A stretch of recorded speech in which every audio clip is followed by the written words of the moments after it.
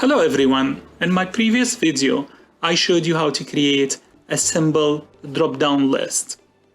It was just to help you select an answer for a simple question. But in this video I'm gonna show you how to use or how to get more creative with the drop-down list. The drop-down menu or the drop-down list can be extremely helpful when you're trying to create financial reports or dashboards. So in this example, we have sales data for January through March. What I'm trying to do here, I'm trying just to look up the data for a specific month. So you can, if you type January, for example, the VLOOKUP will return the quantity sold for January.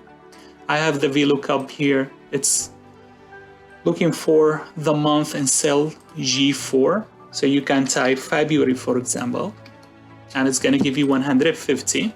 But instead of typing the month, because this can be for 12 or 16 or 18 months, you can just use the drop-down menu to make the report more user-friendly.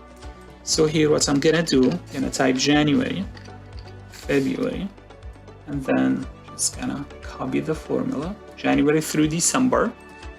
I want the drop-down menu to be here, so I go to data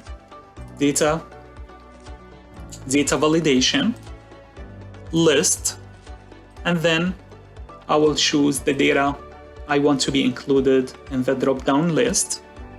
I'll hit enter, and then I will press OK. Now you can choose from the drop-down menu.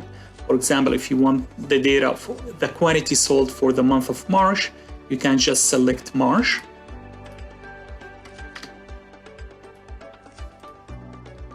And it's going to give you the data you need. So the data in the drop-down menu should match the data you have in the report. I didn't pay attention to that when I first started with this. So now March is going to give you 400. January, for example, it's going to give you 50. February, it's supposed to give you 150. So if you want to add April, for example, you can just add April, and let's say it's 80. So if you select April, it's supposed to give you 80. Let's try to figure out what happened here.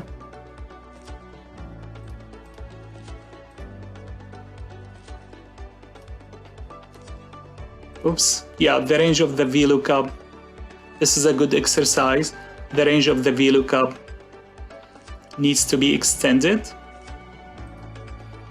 because first the VLOOKUP was only for January through March. Yep, it's 80. I just expanded the table range. That's about it for this video. Thank you so much for watching. Please like and subscribe.